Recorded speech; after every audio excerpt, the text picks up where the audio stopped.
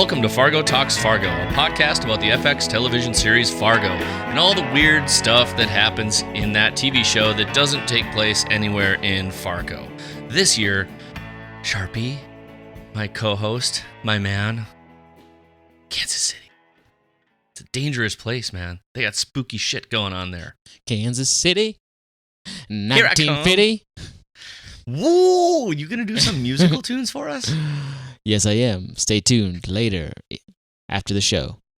Hey, can I kick off this week with a little something different, maybe? Yes, and I look forward to it. Thank you, sir. Thank you. I got Daryl, listener Daryl, first-time writer, Daryl. Daryl sent in a whole bunch of really good information that I read, but I'm worried we're not going to get back into this specific episode. But he just wanted to point out some really kick-ass stuff about when we were introduced to Timothy Oliphant's character, that he got a lot of details wrong in the initial speech about Mormonism. And he said, he wasn't sure if that was intentional by the writers or if it was an oversight, but he sent in some pretty interesting stuff. But I mean, the simple of things, he said, I just wanted to share was, he said, there's no specific ban on caffeinated beverage, but it was hot or cold coffee and tea. So he wasn't 100% accurate describing why he didn't like coffee. That's why. And he also said he was mispronouncing. Try to explain. Remember that in the me. beginning. Remember when Timothy Oliphant was talking about that they're people, they don't do caffeinated beverages, blah blah blah. And he said that's not completely correct. He said it was the hot and cold coffee and tea or something. So what's the deal? You can't have hot or cold drinks? I feel like I might be reading Daryl's email wrong. On the fly here. I think you're reading it wrong. I like this segment. This is a new smegment. This is a new smegment. Welcome to Fargo Talks Fargo, where we recap the last episode again. No, but this is good, because if listeners catch stuff that we don't catch, we got to have this segment. Well, he also sent me a nice link that I really sometimes wish we had some show notes so that we could share these things. Someplace. Oh, you want us to do work? Yeah, more work than we already do. But I just meant it would be cool to say, oh, here's a cool article, because he shared an article from the Salt Lake Tribune about, and the headline is, there's a Mormon in the new season of Fargo, and a Utah is one of the writers and producers. Is that how you say it, a Utah? That's what I'm assuming, yeah. It's the headline, UTAHN. I love it. Well, okay, here's the deal. I'm just going to read this, because I feel like Daryl took the time to write this. Why don't you give Daryl a call? Did he put his phone number? Just give him a call. Give him a call. Dial him up. He was just talking about some of the early call things. Him at his home. He said the priest was part of the 70. A priest is a high office of the Aaronic priesthood. The 70 is an office of a name I cannot, Melchizedek. I did major in religious theology, but they didn't at my Lutheran college teach a lot of the Mormon history. No, we can't talk about those Mormons. But he said basically, per his reading, the 70 weren't. So he was catching some good. Somebody didn't get deep enough into the business. Also, from Beverly, she's been listening from the very beginning, Charpie. Oh, you've got a fan. Yeah. Thanks, Beverly. You've got one. She just, and this was something we'd talked about. This is probably the only place we're going to touch on the Wizard of Oz for right now today. But she just wanted us to know that, thinking about it, we're talking about the movie sometimes when you and I are making reference. And she said, don't forget, The Wizard of Oz was written by L. Frank Baum, written around 1900.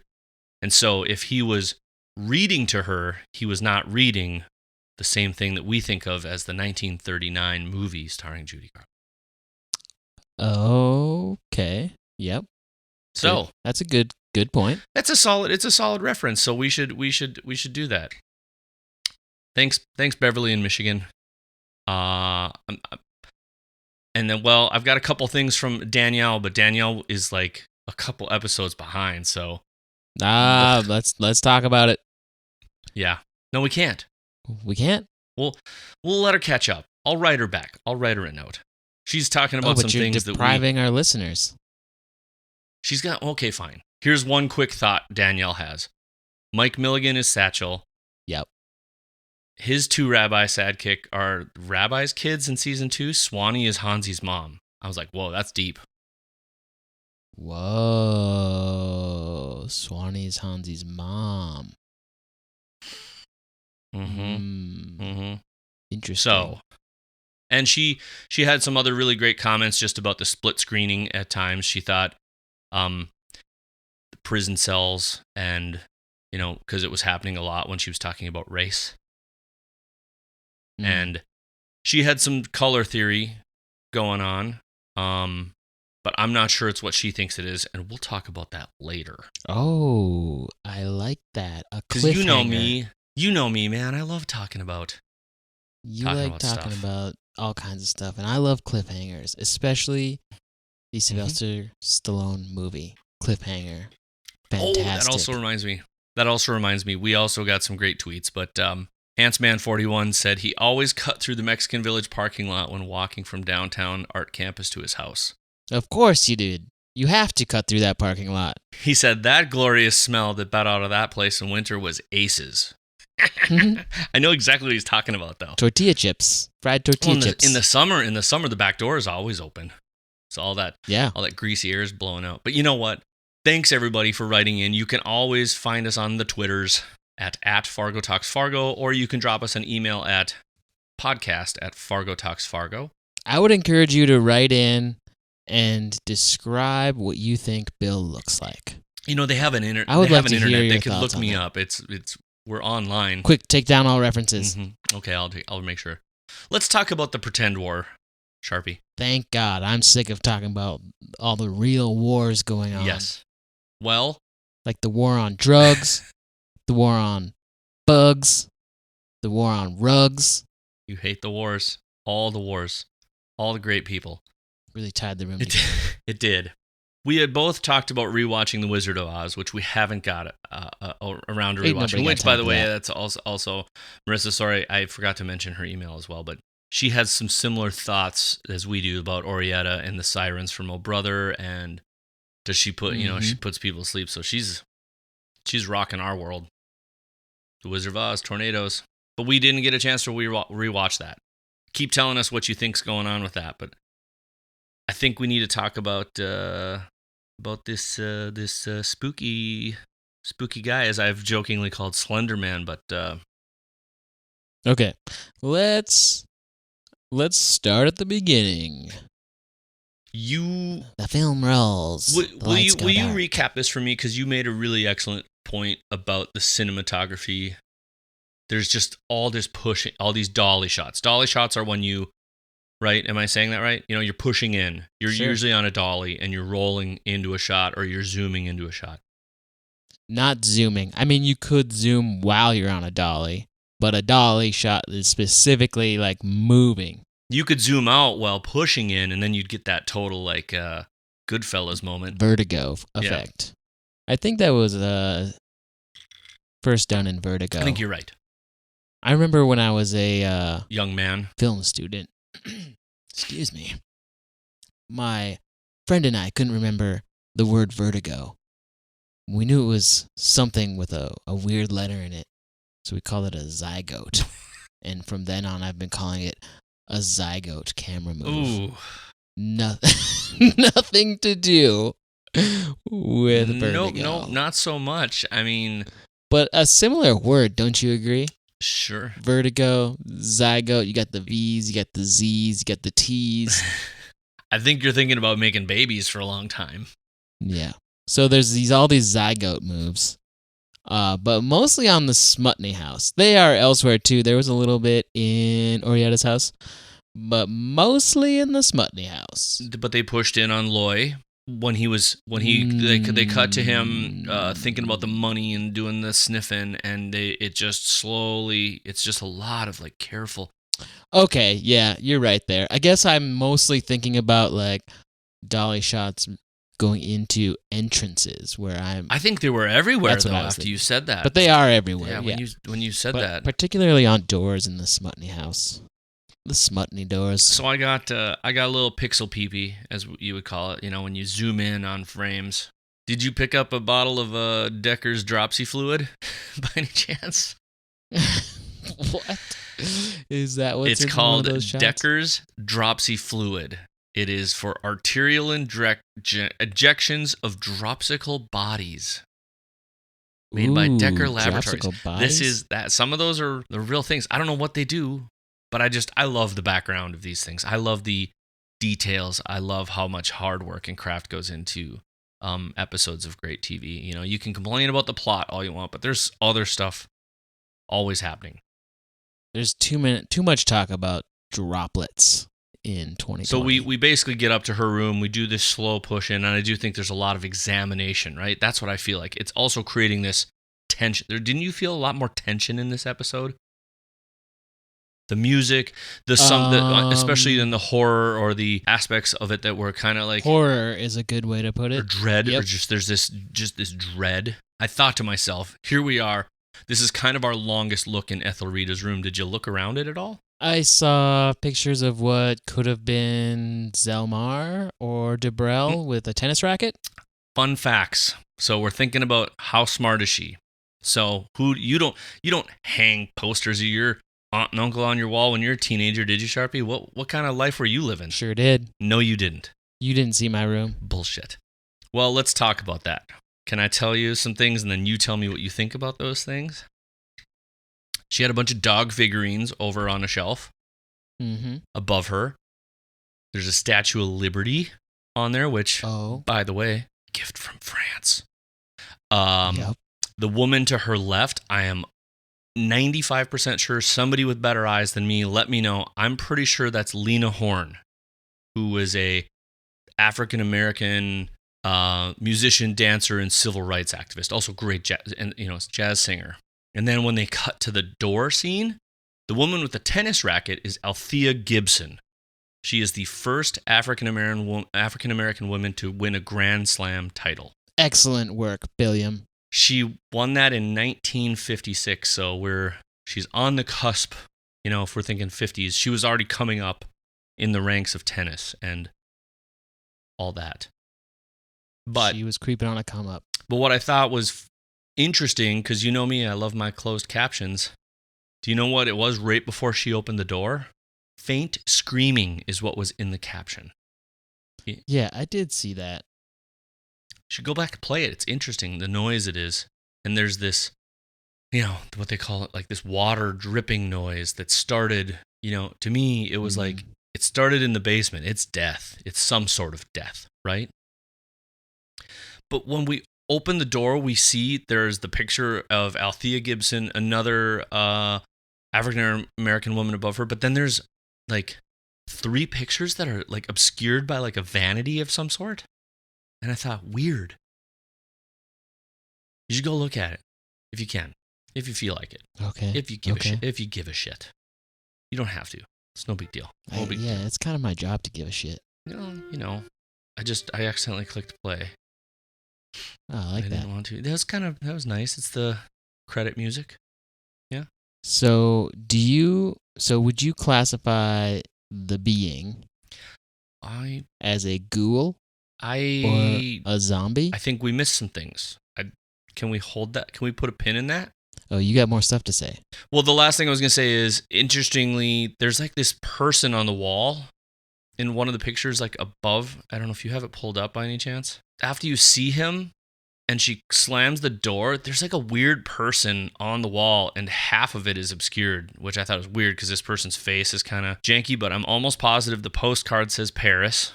We're going to keep coming back to this. Mm-hmm. This is part of the theme. But if you do back up, Sharpie, riddle me this. Look at like somewhere around 232. Right? You hear the freaky music? Oh man, they just keep pushing it. But look at on his shoulder. I mean, I know it's like zombie-ish, but do you know what I think I have a feeling. I feel like you're itching to tell us something. Like you are onto a grandiose theory. I am. I don't know what it's about, but I want to save that. But just look at his face. Another cliffhanger? Bill, yes, come on. More cliffhangers. Look at his face. This whole show is going to be cliffhangers. There's his hair is kind of frosty and white. So, if my should we last just go name there? was Do you want to Hanger, I would really wish my first name was Cliff. Do you want me to just skip to it and let's talk Scary Guy right away? You want to just do it? You No, want to just bang it out? I'll go at however you orchestrated. Medium pace. Decided to orchestrate this conversation. Well, usually we talk moderately in order of the show. Apparently, you're trying to script our lives. So, what should I say next, Bill? Tell me, what do you think he is? You said ghoul. Well, there's Zombie. a few options. Give him to me. The few obvious options are he's a ghoul or he's a zombie. Do you know the difference between a ghoul and a zombie? I don't know if I do. Well, let me inform you. Please do. Because I just happen to have it pulled up right here Mm-hmm. on a website called The Difference Between. Okay, zombies. Zombies are considered to be dead people who had come back to life or have a resemblance to it with no intelligence. They are considered creatures who only want to feed or attack unless they are controlled. These are foul creatures created by voodoo or through the bite of another zombie. These creatures are attracted more to human beings. Okay, that's a zombie. Got it? Got Do it. you know what a zombie is? Would you pass the quiz? I could totally All right. pass that quiz. Ghouls Yes. are not humans or were humans, but are only transformed ones. So ghouls can take the shape of humans, but they're not humans. They have animal-like or childlike intelligence, as opposed to zombies, which we just said Sure. had no intelligence. And ghouls feed on carcasses and dead things and corpses and whatnot. They generally thrive in cemeteries and grave diggings because that's their foodstuffs. They eat the dead things. They are also created by black magic, though, or they're possessed by demons. And they're, basically attracted to dead things. So ghouls eat the deadies. Zombies Eat the love the brains, They as like we the know. living. Yeah, they sort of want. Yeah. Yeah, they need that fresh meat.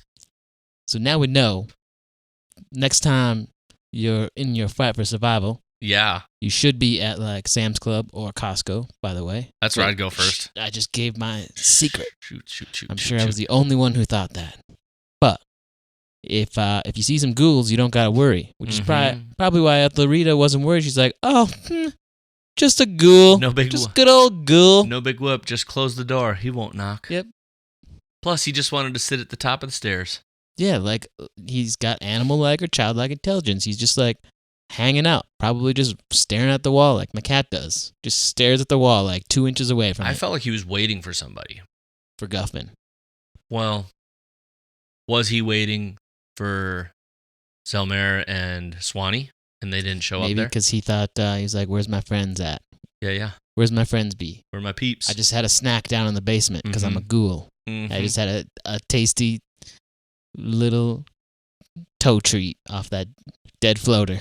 A tasty little treat. Doodle-doodle-doo. A willing, billing, lovey-dovey would be my most tasty little dish. Be my most tasty little dish.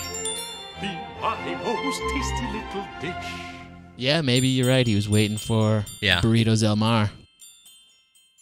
I noticed that Debrell was staring out the window, and she was one of the few, though, that had this double reflection thing going on again. And she was Rada Piarlo. And I also noticed she was just tenderly holding a rose. Ratatouille Piarlo. Yeah, that was interesting. Well, put a pin in that mofo too. This show's just chock full of nuance, man. So everyone thinks it's slow, but I think the details are in it. I don't know what they mean, but they're there. We can cash in later. Was it a crimson? What do they call him? Carson? The flower from V for Vendetta? My question to you is, and we already talked about the Christmas tree in the entry, which was a throwback to season 3, and we caught that. I said 2 and then 3 in the hot dish, but did you find it weird that flames go up on the old roadway there, and you stop the vehicle, and then all of a sudden they just walk through the flames to get to the truck? Yeah, I mean, you can totally drive through a fire. I don't know of anybody. It's not like a solid. Well, if you could drive through a fire, why did they stop in the first place? It'd just be like, that's what I'm saying. These guys aren't that bright. That fire is a little brighter than that. You're telling me Calamita ain't got shit? That's a tasty beverage. Here's what I'm saying. That driver deserved to get toasty because I could understand slamming the brakes when there's a wall of flames in front of you because you're having a hard time like focusing on what could be beyond the flames because your eyes are all focused because the light's so bright and you can't see past it like you're looking into, a window on a bright day. So maybe there's like a big wall there. I suppose at some point you're like, whoa, what the hell? You gotta stop. But once it goes around the back of you, you were just over there. So you can reverse back over that. And that was a solid GTF. I tell you what. GTFO. I tell you what. Well, I think we covered, if you don't listen to the hot dish, no, we have a hot dish. We talked about that. We talked about, and I was talking about the, I noticed a bunch of circles in this episode too. The circle on the cheek. Earlier before that, there's a shot through the car truck and the dial on the car truck is lit up really well.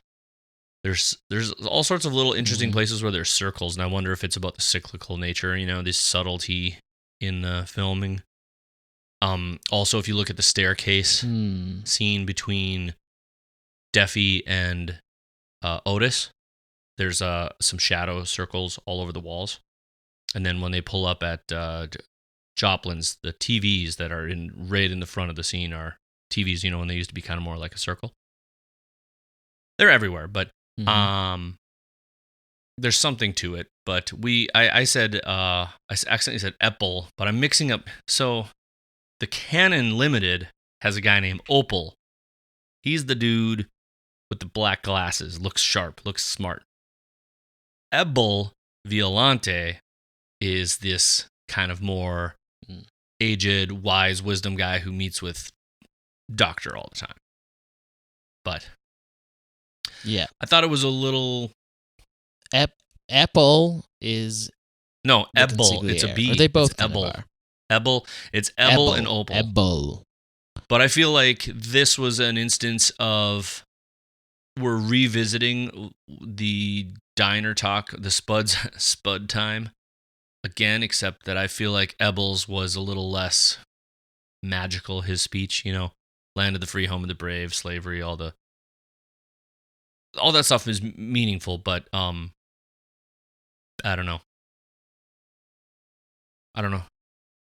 Yeah, so we get into him saying, to be American is to pretend. I thought that was very similar to the credit card situation. People don't want to be rich, they want to seem rich. Exactly. So, good show there.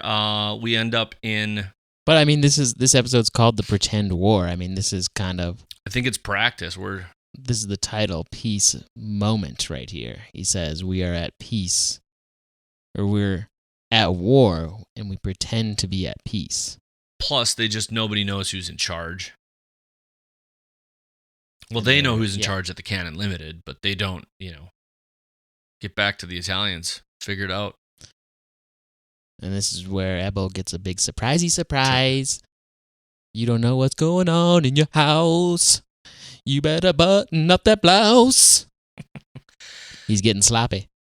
A sloppy Joe. How do you like running that little, like when we cut to the next scene, how do you like that little drummer boy into the garage that rolls into some of that solid Jeff Russo percussive line drum line shit. That was good because doesn't the little drummer boy kind of just lead the army as they bring in all these like arms? Little drummer boy? Isn't the drummer boy part of the army? That's a popular Christmas song. Yeah, but isn't the drummer boy like a drummer in an army? I don't. It was originally from Carol of the Drum, as far as I knew. But isn't the drummer boy? You're thinking of like every Revolutionary War thing. There's somebody on a frickin' piccolo going. Yeah, sure. But I don't think that's the same little drummer boy from the Trap Family Singers because I like my version. Because the drummer boy is playing the tune to the newly armed battalion, the cannon, the cannons. What? The cannons and the drummer boy. Well, okay, Look I'm it gonna up, just bro. give you the actual religious. Hold on, I'm gonna No, quick the edit the actual Wikipedia Little Drummer page. Boy was about a poor boy who was summoned by the Magi to the nativity of Jesus. So I don't know how you got your Jesus war mixed up, but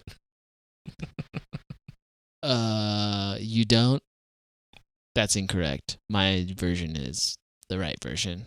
yes, I'm sure it all probably started with that one time you saw Mel Gibson in The Patriot, and from there on out, that's when the Little Drummer Boy. Yes, that's Okay, where it fine. stems from. Little Drummer Boy though was first recorded in 1951 by the Trapp Family Singers. I'm trying, just, Oh wait, so that song didn't even exist not yet. then, no. But I don't know when you think the song was written in revolutionary America. Jesus, what did you you get a little something when you were down there tonight before the show? Got my limoncello. Same thing every time. No, so we were right. We were right to be suspicious when we heard Mort Kellerman in Fargo. Did you ever look it up? I totally forgot. Man, you forgot a lot from last week. Off my game. Even from last week and well, either way, Ants Man pointed it out to us, and we were right. It's because Mort Kellerman is in season 2, episode 4, Fear and Trembling of Fargo, because Mort Kellerman murdered Dieter Gerhard, whose son was Otto, and Otto had a kid named Dodd. Remember Dodd Gerhard? And Dodd Gerhard, as a child, stabbed Mort Kellerman in the back of the head. But that doesn't happen for like 8 more years. In a movie theater, I think is where it was. Whoa. So. I think the guy who played Dodd is from Denver. But think I've seen the that other guy. thing was there's a lot of pairs going on still here. It was 2 broads, and then they use their phrase, not mine. 1 colored, 1 squaw. So we've got a pair here. We're still dealing with the say it, Charpie. Oh, radopialo. Yeah, radopialo. So when you think about having coitus with Orietta, do you think, I hope you keep all of your clothes on? I mean, I know they're having a quickie, but man. Well, that's the only way they do, as far as we know. Is this how they did it in the 50s? Is this that Ward and June Cleaver separate beds thing? Like we also make sure that our heads are backwards. We're not at the, you know what I mean? You put your head at the foot. And that's exactly right. And they also did it to, you guessed it, Little Drummer Boy. Well, this is particularly the beginning, not the sex part or the choking part, but when we're meeting up with this pair of lovebirds, I noticed on the wall over her bed was some art. And if you go back and look at it, I don't know what the art is, but they both are depictions of couples and men and women. And they're kind of like dating or swooning or dancing or something, but they're together. They're a pair.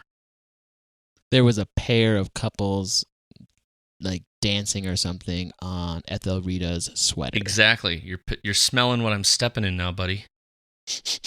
So keep that in mind. We'll keep building on this. Okay. But we're still building, by the way. Always building. Pre-Ghoul talk. Always right? building. Yes. Because that was just like a side path. Yeah. We're still going down Bill's script here. I could probably do a solid 30 minutes though of these two just talking. All right, let's do it. No, I'm saying everyone. I want somebody to write 30 minutes of Orietta and Josto just talking, because the amount of awesome lines that come out of their mouths, like he thinks he shits cornflakes. Mm-hmm. Her lines about your mind's a clutter of grievances. There's a lot of really great lines between the two of them. The writing. Yeah, they're very. Oh my God, they're so fast. It's like the West Wing script meets Fargo vernacular. Oh my God, right? It's like half West Wing, half Gilmore Girls. Just the rapid fire. Now give me some of that fluffy whiz bang. I love it. You still got any more of that chicken powder? Jeez. Yeah, he's, for a guy who's clearly, he thinks he needs it to set his head straight. Does he got a drug problem, or does he just like to party? He just likes to party. He's a partier. He's just a little guy who likes to party. When she called him Mr. Actually, little known fact. What? Josto Fada was the great-grandfather of the Beastie Boys. Hello, Mata. All of them. Hello, Fada. Here I am. And he fought for his right. To party. That's where this all culminates.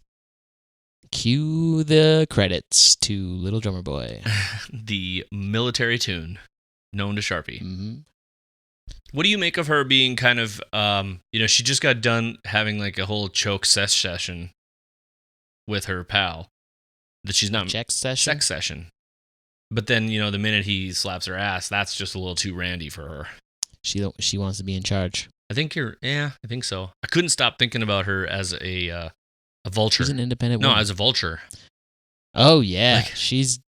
I'm sticking to my vulture references there. I liked She's it. Definitely...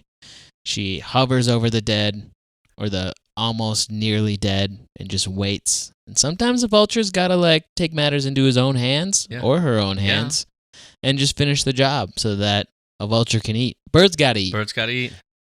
That's what that Checkers song was all about. You gotta eat. You gotta eat checkers. Well, birds gotta eat. Birds gotta eat checkers. That's checkers, cause you gotta eat. What are you doing? What are you doing? We'll get you in, we'll get you out, and in between, without a doubt, we'll give you something really, really good. Chubby checkers. I don't know what is in your... I mean, I'm the one who's drinking the bourbon. I am confused. Well, not confused. Wait, I gotta back up. I was about to skip too far ahead. You and I discussed the other night Paris posters on the wall. 2 Paris. Yep. She has one in 2 different rooms.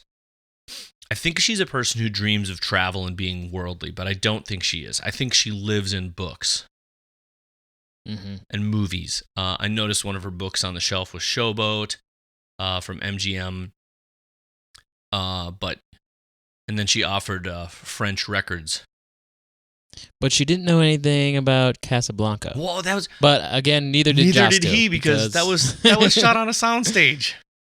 Yeah, Casablanca was not filmed in Casablanca. It was filmed in Van Nuys, California. But is that what their attraction to each other possibly is? Is they both think they know, but they don't? Yeah, I think that's totally it. They both think they're in charge. They both, they both think they're in total control of the situation when clearly they're not whatsoever. But somebody's smarter than them. Yeah. Like right now, Canon Limited is smarter in general because Gaetano's not smarter. He's just more problematic. And in Orietta's case, it's Ethelrita is smarter, more worldly, more intelligent. That's it. You nailed it. Case closed. Let's get out of here. What movie did you watch? What's happening? Casablanca. Oh. Did you know that? Well, I don't even know this. I just heard it. That the name. You just heard Casablanca it. You were just wandering around your COVID quarantine, and you just randomly passed your girlfriend, and she's talking to no one about Casablanca. We both just talk to the walls now. Don't we all? Watching the. You're saying that's not normal? I think they named that movie because of the success of the movie Algiers. And they were just like, we need a catchy name like that one. Yeah, see? Casablanca. Everything for you and I slowly works its way back to terrible, gangster. Yeah. Get it, see? Yeah. Give me some of that. It goes back to that cliche transatlantic accent. Because it's fun to do. I mean, you're doing it right now, aren't you? Listener? Yeah, I'm talking to you. Yeah. You hear me? Turn it up. Turn it. I'm gonna get So she agrees to the cleaning. We completely get set up on the that closet's open. Don't go in there. Yeah. She's gonna go in there. If I had a bunch of dead person trinkets, I would probably put a lock and key on that. But who knows? Maybe she opened it to get her, what was it called, the chicken powder out for her That's new right. boyfriend, her new boy toy. I've got dead people trinkets in my closet, if I'm going to be totally honest. Got my grandfather's medals, a flag, my dad. Your dad? I found a Big Lebowski reference again. When they're interviewing the portly fella about the two broads, they went to Chicago. Yeah, that's it. That's the ticket. And clearly Deffy's only not hearing what he needs to because he doesn't care, because Deffy only hears what he wants to. But there's bowling pins on the desk, little miniature ones.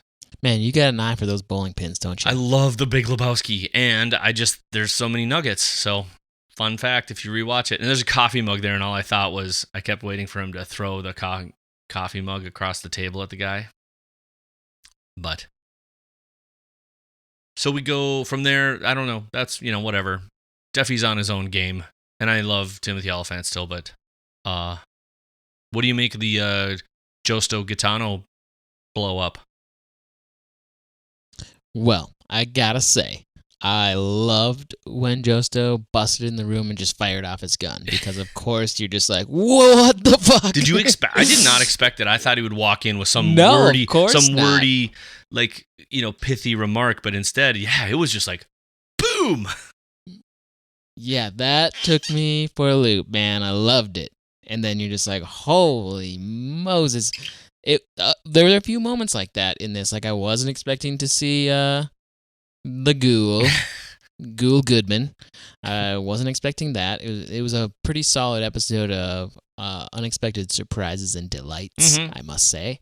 And they punched at the right points, because it's I would say it was a really slow moving episode overall. Sure, yeah, I could see that, but there was so much good stuff in it. That's what I mean. It was a perfect place for just to punch it up. When you think about the Ghoul and you think about that scene, you think about, like, man, it's kind of like 2020. You start thinking about that scene with the car surrounded by fire, and it feels like 20 years ago, but it was just this episode. Yeah. And you're like, oh yeah, man, they really packed a lot in here. That already happened. What? That was this? That was just at 8 a.m. Did you find yourself counting the bullets, though, when he kept shooting? Because, man, that one that he fired over his left shoulder, when I looked at it the second time, that bullet hole, that had to whiz by his ear. I bet he freaked himself out, like, because again, he probably wasn't in total control of that gun. He probably sucks at a gun. Yeah. But did you read into the painting at all? Wait. So there was a painting behind Gaetano that had that bullet hole that we're speaking of. Well, you tell me, because there's 2 other paintings in the room, so talk to me. You tell me about your painting first.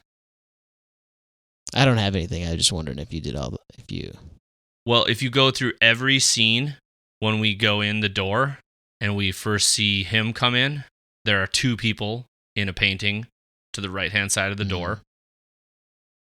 He walks in, he shoots, and I'm trying to see the one you're talking about, because over Gaetano's shoulder is just pool cues, because they're on the billiards table. Keep going. And then when he walks around, right, the table, there's 2 people arm in arm again. Big painting, very large painting. The big one, yep.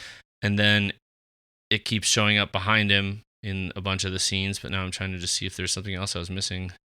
Pointing the gun at his nuts, which was also delightful. Oh, maybe he was pointing the gun at his 2 balls. Hey-oh! Well, as long as we think there's 2. What were you talking about with the painting? I don't know if I'm seeing the same one where it is very floaty, and it's very reminiscent of even what you had pointed out is on Ethelrita's sweater. Yep. That's it. Oh, yeah. So, but there's also 2 people. So every painting in the background always has 2 figures in it. So far. For me, line of the night. Line of the night, though, goes to, what did he say? If this was a place where a man wanted to get his pud tugged, is this where said tugging would take place? Is that what it was? Something like that. Is this the place for said tugging? That was some fun tension, too, though. When he starts going, I was like, what's he going to pull out? His badge, and out of nowhere, it's just carrots. It's his carrots. Yep. He's got his carrot sticks. No big whoop. But boy, he has a pretty rough chat with them about the fact that they hang Italians. Yeah, that was fun. And the horses drug them until their heads popped off. And right when he said popped off, he like crunched that carrot. Yeah, he sure did. That was fun because Deffy knows when he sees no good. And he just likes to kind of like put a little knife in there and twist it a little bit and just kind of see what happens. Yes. Well, and he knows, he's so acutely aware of when bullshit is being told to him. Mm-hmm. And I think that's the whole, he's deaf to what he doesn't want to hear. He's like, okay, sure, whatever. But we pan back up to Josto's office, and if you look over the shoulder, if you go to like 3316, there's another painting in the back of the wall with two people kind of floating. You guessed it. Yeah. So I've been... Couple of floaters. So the things that I've noticed, and we've talked about all these, there's these colors and themes that keep happening. And I think we kind of get somewhere, we talked about, we brought up you noticed the flowers on her, holding the flower earlier. Debrel. So when we come back, we cut back to that scene, and there's a song. I can't say it. I don't know how to say it. It's you gotta say you want me to do this? Say it in it's your Les best Fleurs French sont des voice. monts d'amour by Daniel Deroux. Oh, La Façon de Montemeur? It's Les Fleurs sont des monts d'amour. That was actually pretty good, Bill. Well, either way, it's a song, and what that translates to is flowers are words of love. And the song that's being sung is in French, but it translates to flowers are words of love, words softer than a poem who make people understand without speech. In the most subtle as in the most deaf. The sweet secret of a too heavy heart, this fresh bouquet of sunny days, I did it for the one I love, bouquet of silk and velvet, where my heart in turn exhales among these flowers, words of love. That's the song. And I just want you to know I love you. Love you, Charpie. Oh. So sweet. Okay. So sweet. Moving on. But obviously we see the stuff, and so this is where I had my big moment. Was during the cleanup. It all comes down to this. We're here, folks. I want you to go to this spot I want you to go to this exact spot and go to 3613. Okay, give me a second. I want you to know we've been talking about pears. Shots. Come on, get there, buddy. 3613. Yep. What do you see? Okay, what do I see? I see squib. No, 3616. My bad. Gosh, so sorry, dude. Okay. So sorry. What do I see? Gemini shoes. Bingo. That's got to be it. Bango. Gemini. It's an astrological sign, which we've already been introduced to. Comes from the constellation Gemini. Gemini. But Gemini is represented by twins. Mm-hmm. Castor and Pollux. And I still think this goes back to, say it, the Italian Rattopiarlo. We're seeing there's this double of self, double of people, these mirrored images. You've got Ethelreda or Orietta, and I haven't had even time to think about Castor and Pollux yet, these two half-twin brothers in Greek-Roman mythology stuff. But I saw the Gemini shoes box, because it was upside down. You can't read it unless you turn your head. And I went back and started going, shit, there's a set of two people. There's two people. It was constant. You've solved the enigma. I don't know what it means, though. I mean, I sort of know, but I want to know what other people think. Think about what you think all this twinsies stuff is all about. So the whole Rattopiarlo thing of deuces was really, we didn't really get our full dose. No. Our full deuce dose until now. No. 2 episodes. 2 episodes of 2. Double it up. They played the long game and they got us. They got us. They thought it was all over. Hey, did anybody, speaking of that episode, did anybody comment on the radio snippets that were being played in that show? Because did we forget to mention that in our actual episode? We totally did. Yeah. Tell them about it. After we were done recording, Tell them about it. Like, well, in Radapialo, the Satchel and Rabbi were up in their attic room listening to the old radio. And what was playing on the radio? Baseball. A baseball game. Yep. A baseball game between the Monarchs and... Crap, now I forgot. The Black something. Yeah.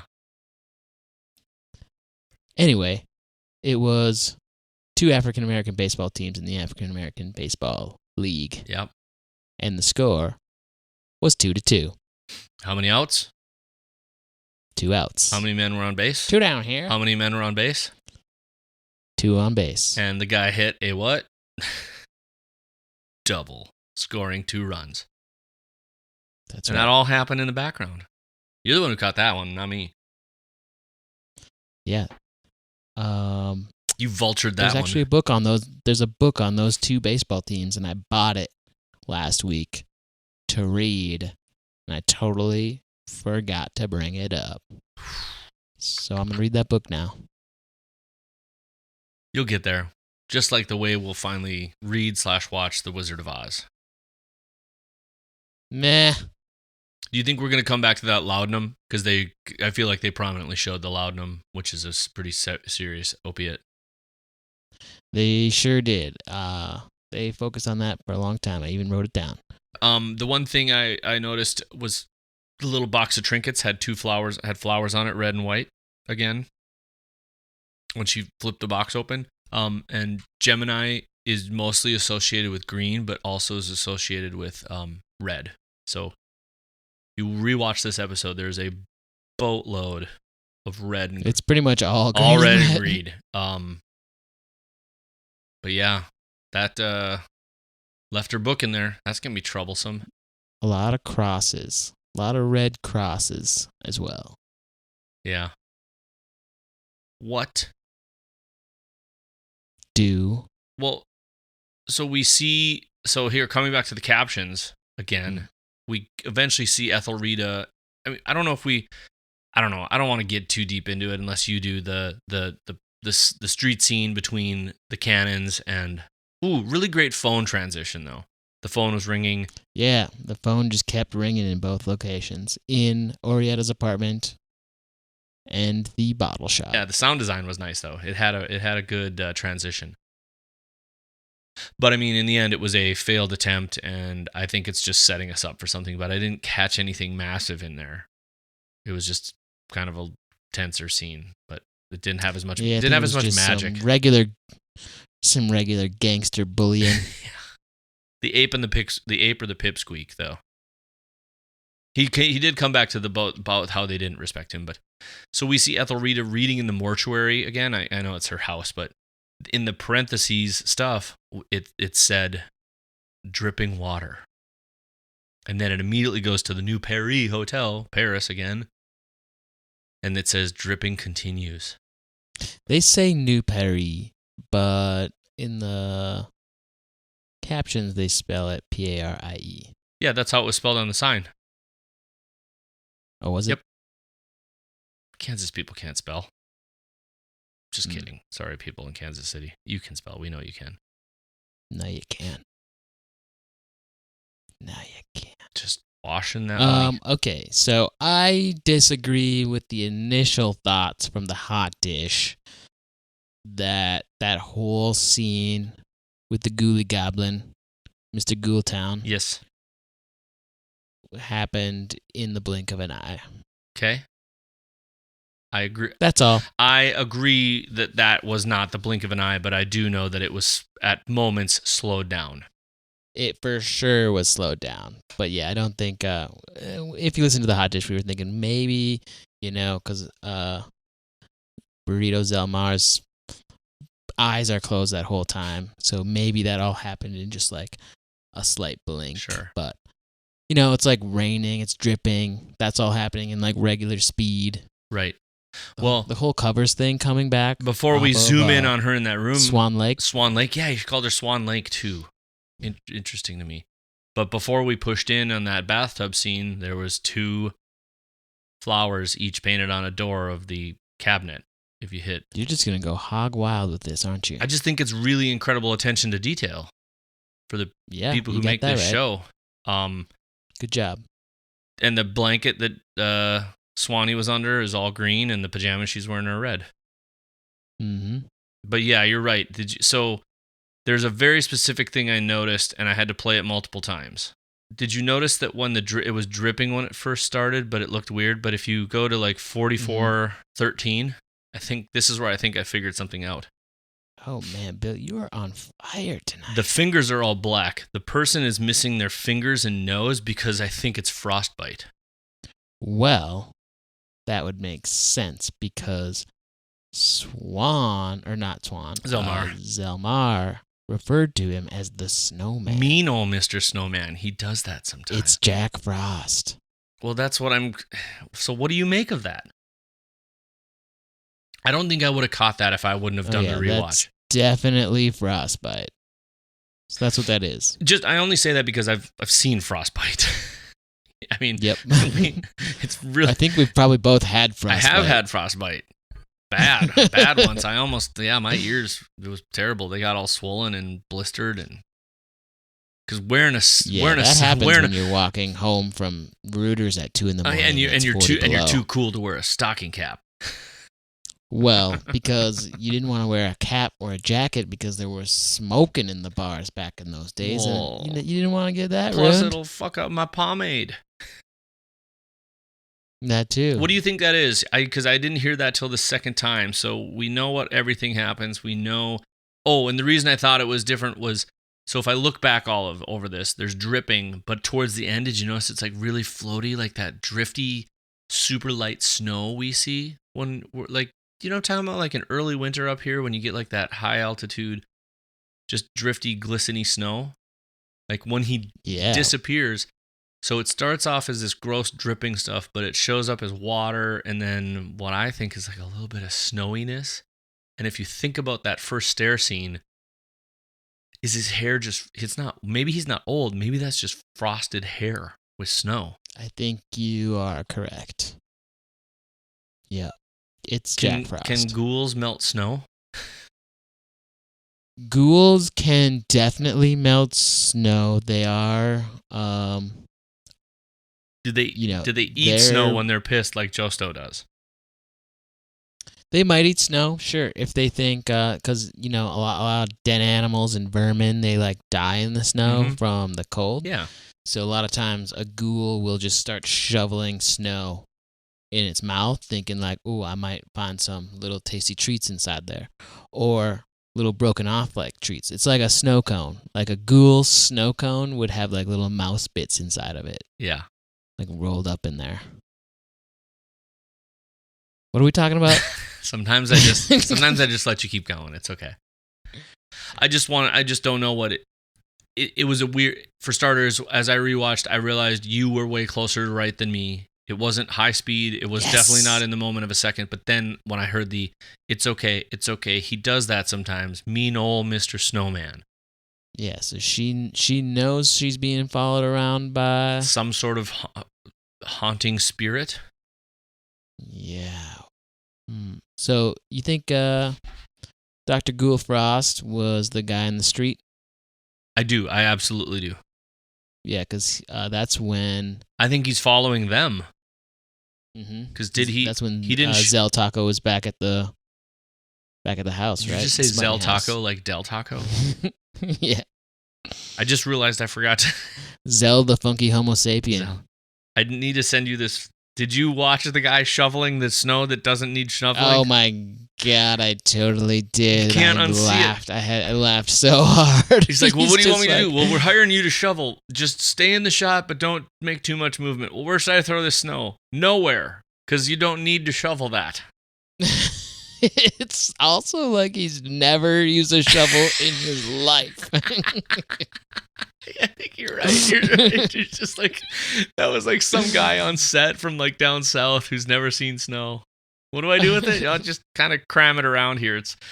He's using it like it's like whack-a-mole. Yeah. Oh.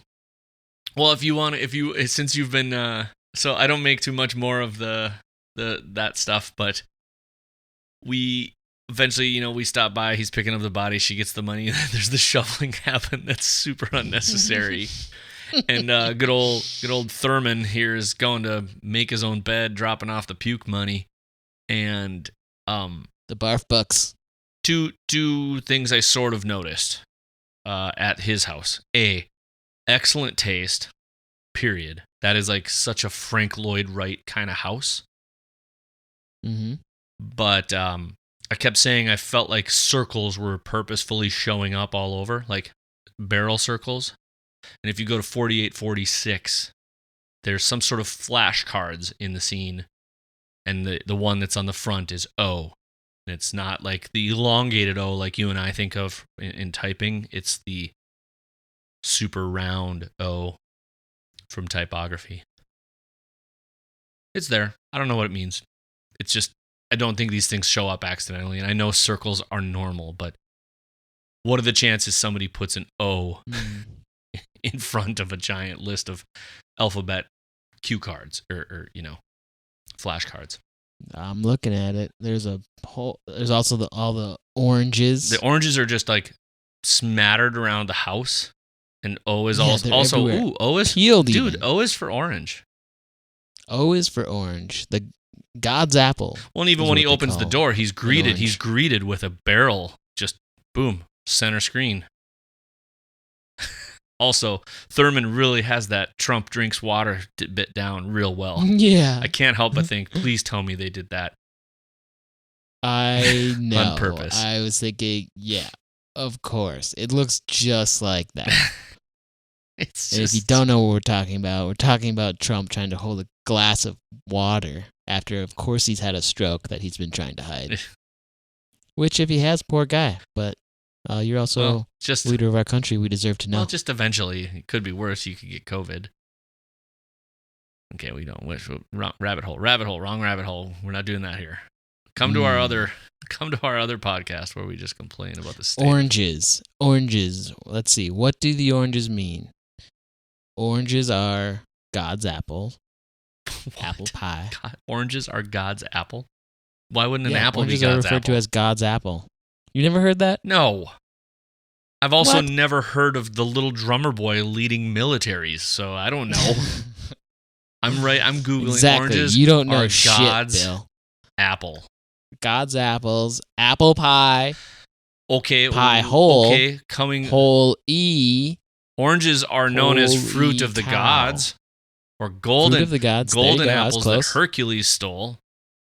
Golden apples. Okay. Orietta. Golden delicious. Orietta. Is that a reference to gold? A-U? Just spelled different? Orietta. Apples. Gold apples. Good question. Think about it. Food for Think thought. about it. If you want to Just think about that, about you it. can follow up with that at CHARPIE on the Twitter, at Charpie. And he'll answer all your little drummer boy, oranges are God apples questions after I read some more about it.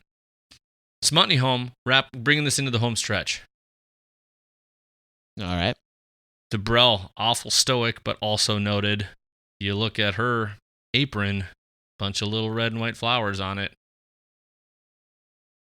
I'm sure they were just part of the time. But boy, she just... That's some ice. Speaking of Mr. Snowman, DeBrell is just not pleased with good old Therm.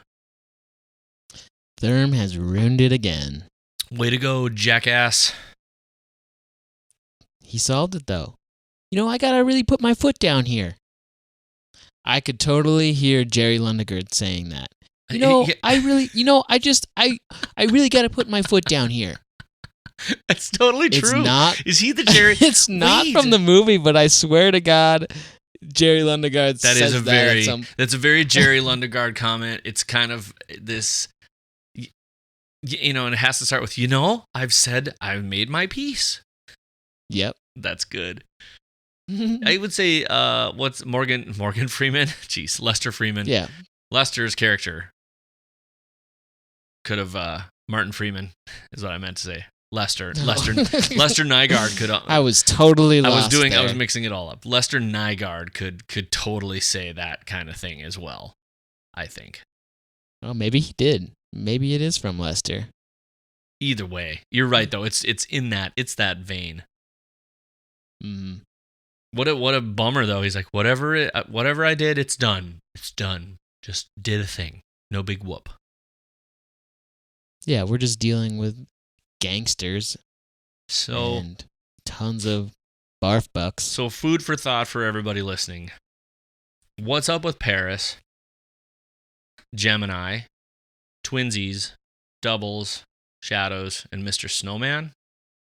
Mr. Snowman. Hey, did you notice when the rabbi was coming out of the bottle shop, there's a big pears sign? Pears. Paris. Paris. You know what? No, but not only, it's pears and Paris. Is it? Well, no, pear, as in, if you spell it wrong, it's P-A-I-R. And yeah, you're right, pears. Yeah, pears. I love it. I wrote down the pear thing, but I didn't, just as a note, but I didn't see it. Oh my God, you're right. Yeah, there you go. Pears. A number 303 can for 27 cents for pears. Damn, nice catch. That's enough. See, I mean, that's the other thing. There's probably more. I mean, the amount of times where people were separated by windows and all sorts of, even just Dick Duffy wickware, because I want to say that, because you always have so much fun with it. It is fun. Even his pair of feet were splitting the two into their own split screen for the first chunk of that scene when they were interviewing the guy at the police station. All good stuff. So if this is the pretend war, what do you think's happening next week? Do we know the title of the next episode? Well, I don't know. I feel like that falls into our category if we don't watch the next week on Fargo. Yeah. I don't know the title, and I won't look. I don't know what it is either. I don't think it'd be terrible if we knew, but I'm just going to stick to what I've been doing every week. Yeah. Gosh, I'm so stoked about your finding the pears thing, because for me it's just I'm like Otis. I just can't stop looking for things that are just out of context or strange or what do they give. But I just mean, think about Ethel Rito, the opening stuff. I spent a lot of time looking at that, and I think, well, yeah, what kind of person does she want to be? So she looks up to, groundbreaking female artists and athletes, and she's intelligent herself. So the question is, though, in this universe, she's our good, quote unquote, good cop, right? Yep, absolutely. I hope it stays that way. She's our Marge. She's Marge Gunderson. But boy, that creepy thing. I'm just watching it get up out of the bathtub again. Ugh. Maybe it was a guy that was looking for the buried money in the snow ditch, and then he died of frostbite. I don't know. What's the goop that Stavros Milos ended up finding it, or killed him and buried him. Wait, that's what it is. In a time machine. Yes, of course. Went back 40 years, 35, 40 years into the 1950s to bury it. What was the goop dropping on her? Like, some of it was like raspberry jelly or something. I know it wasn't. It was probably Ghoulman's snot just falling right out of his nose. Goodness gracious. Because that's what happens when your nose falls off. I'm going to say it again. Not enough people have died. Did you ever see The Salton Sea with Val Kilmer? No. What does that have a connection to? The Little Drummer Boy? Yes. Everything connects to the Little Drummer Boy, ultimately. In the end, I mean, well, everything is war. And you can't start a war without what?